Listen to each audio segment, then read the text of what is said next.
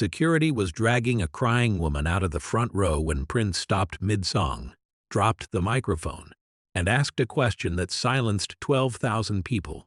The music died.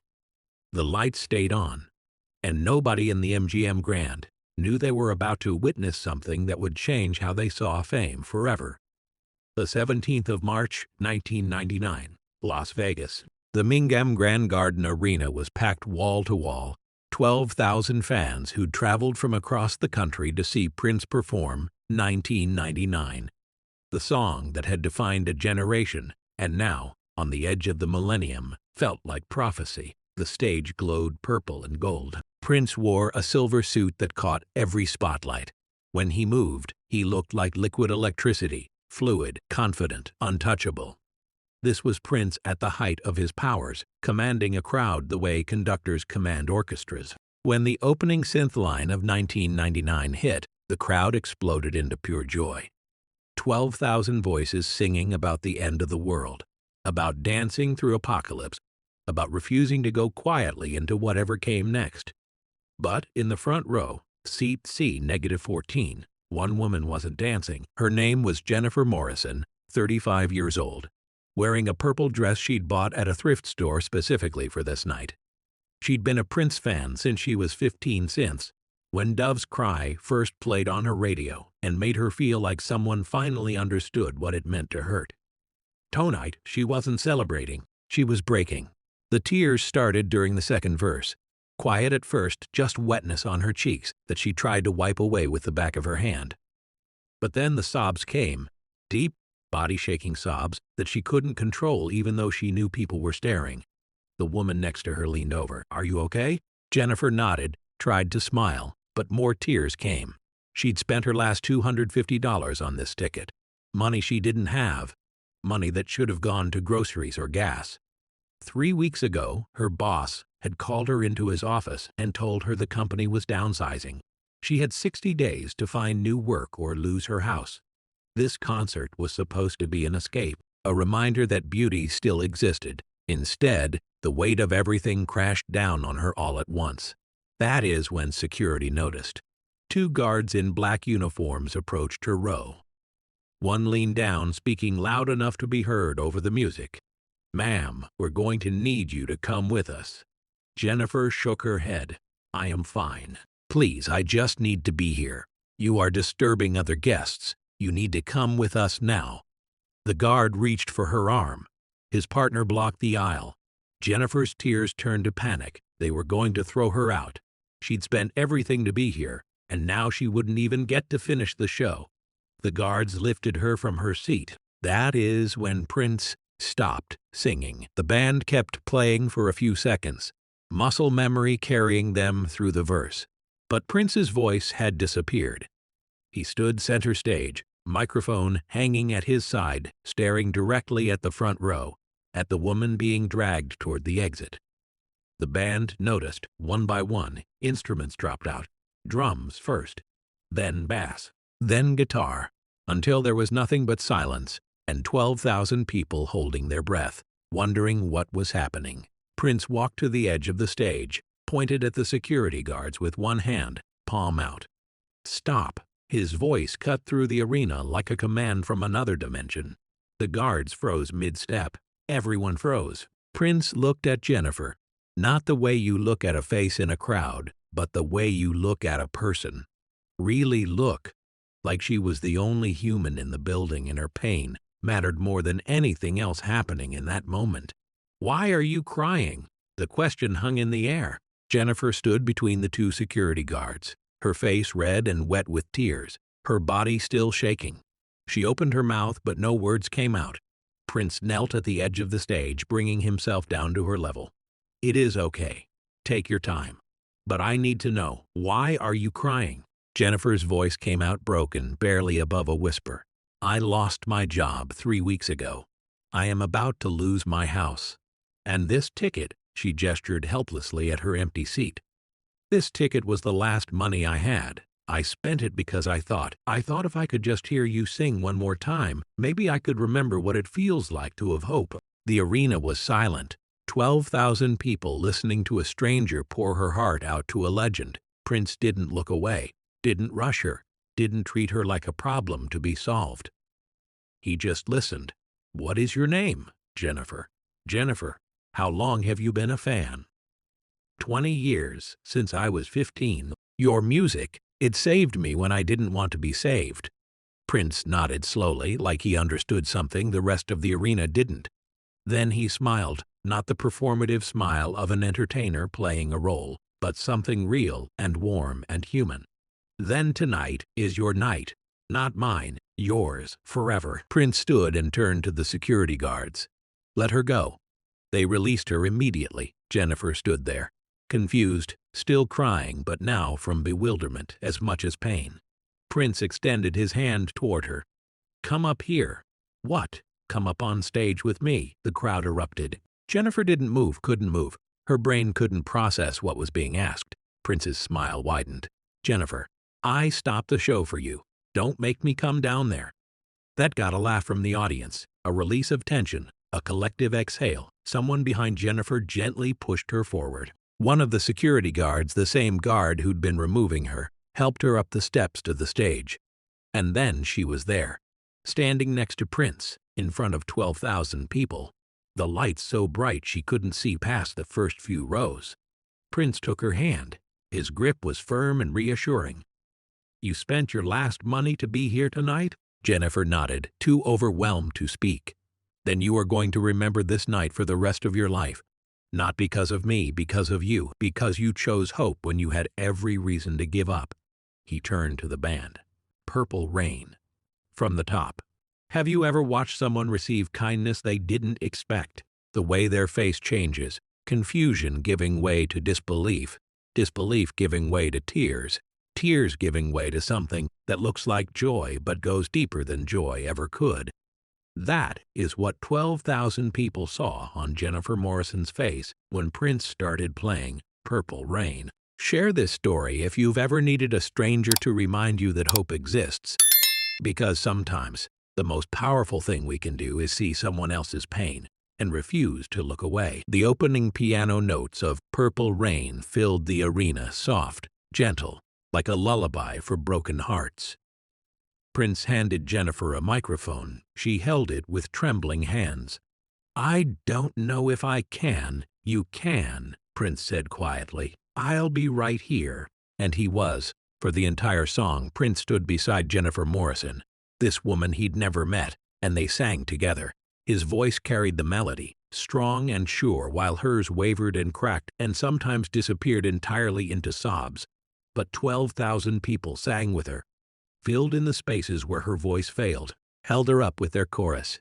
Jennifer knew every word, had sung this song alone in her car, in her shower, in her living room at 3 in the morning when the bills piled up and the fear threatened to swallow her whole. But she'd never sung it like this, never felt the weight of it the way she did now, standing on stage with the man who wrote it, surrounded by thousands of strangers who somehow felt like family. When the guitar solo came, Prince closed his eyes and poured everything he had into those notes. Jennifer watched him, watched the way music moved through him like electricity, and for the first time in 3 weeks, she felt something other than despair. She felt alive. When the final note faded, the applause was deafening. Prince pulled Jennifer into a hug, quick but genuine, and the crowd lost its mind. "Thank you," Jennifer whispered. Thank you for reminding me why I do this." After the show, Jennifer was escorted backstage. She thought they were going to give her a t-shirt or maybe a photo, some kind of memento.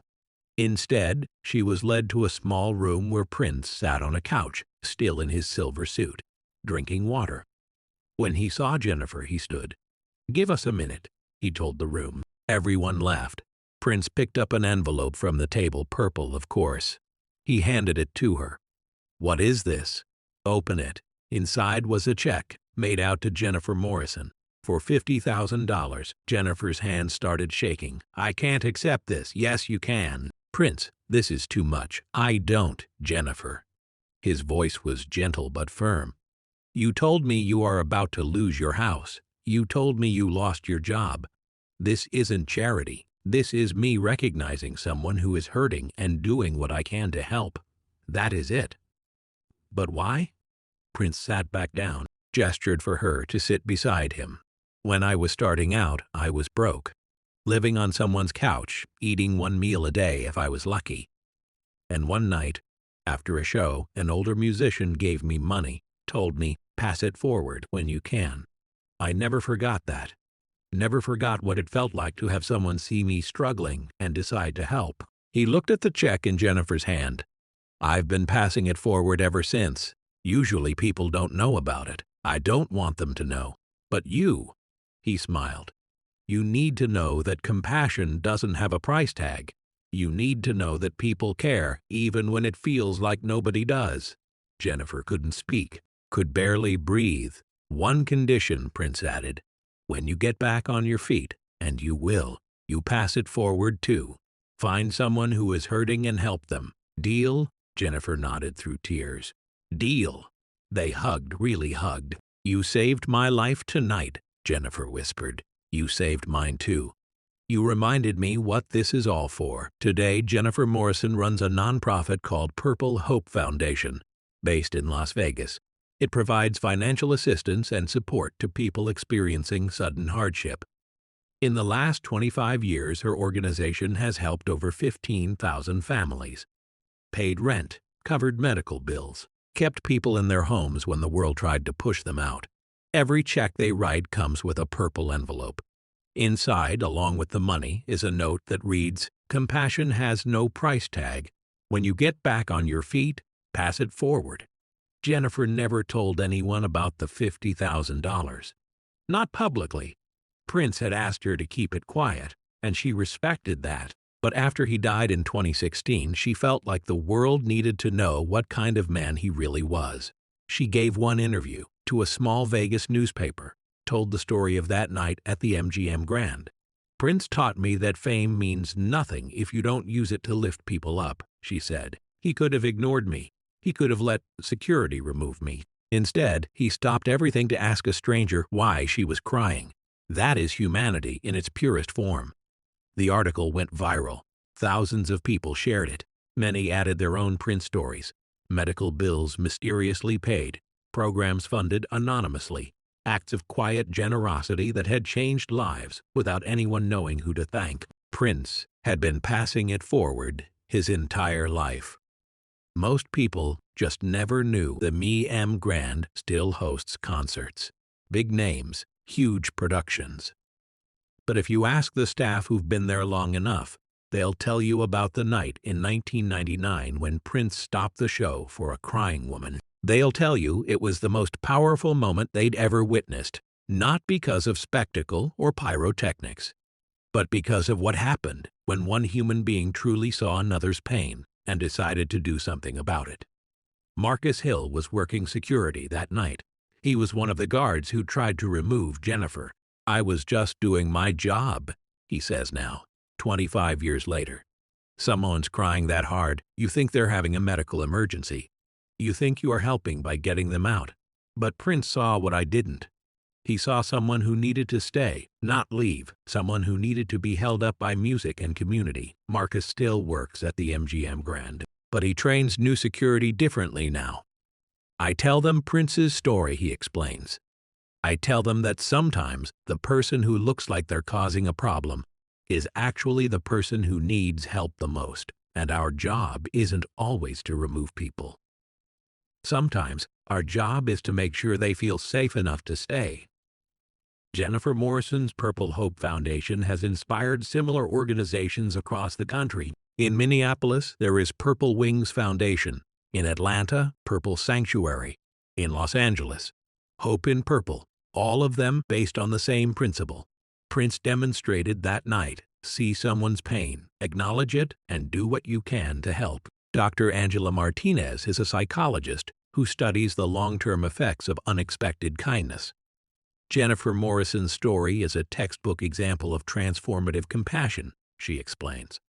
Prince didn't just give her money, he gave her dignity. He made her pain visible and valid. He told 12,000 people that her suffering mattered. That is what transformed her. The check saved Jennifer's house, let her survive until she found a new job. But it was the moment on stage, being seen, being heard, being treated like she mattered, that saved her soul. Money runs out, Jennifer says, but the feeling of being truly seen by another human being, that never runs out. That becomes part of who you are. The people who were in the arena that night carry the memory differently than those who only heard about it later. Sarah Chen was 19, a college student who'd saved for months to afford a ticket.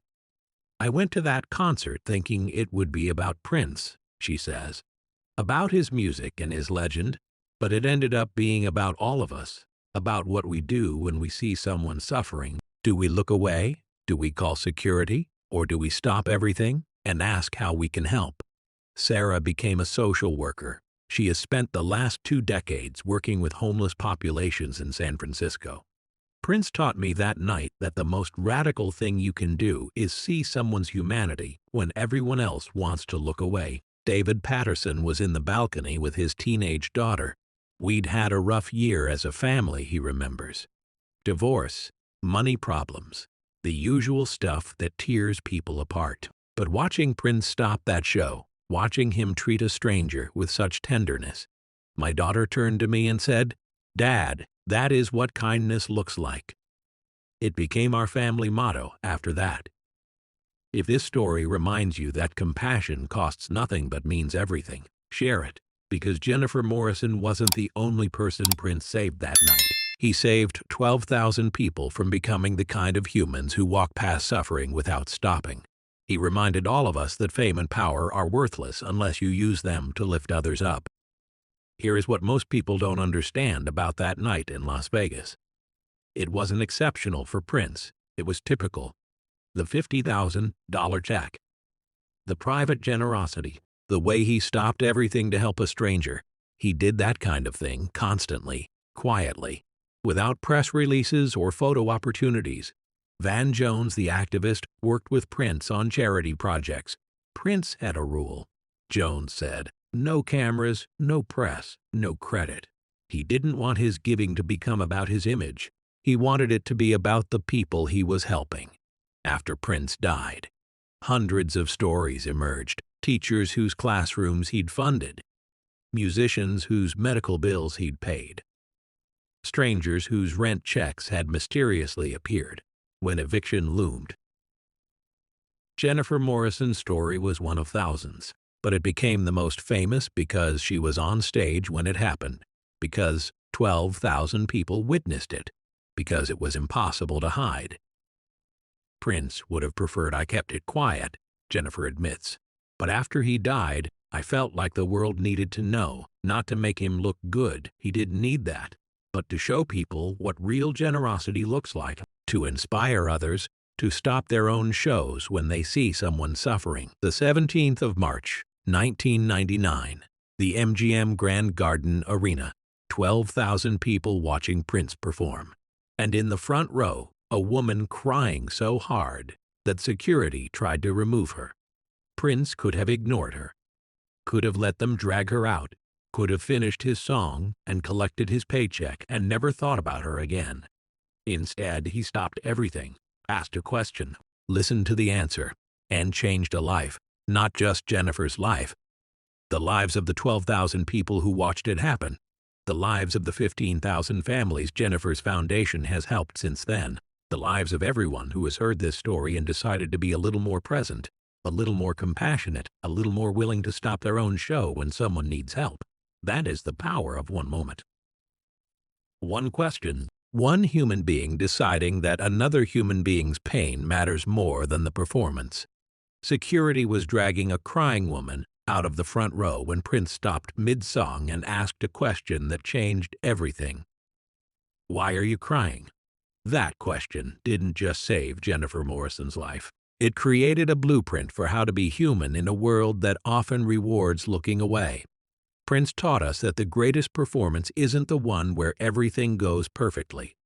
It is the one where you are willing to break the script to acknowledge someone's pain, where you are willing to sacrifice the show to see someone's humanity. Jennifer Morrison's Purple Hope Foundation has now helped over 15,000 families. Every one of those families can trace their survival back to the night Prince stopped a concert because someone was crying. Marcus Hill, the security guard, trains his team differently now, teaches them to see disturbance as distress, to respond with compassion instead of removal.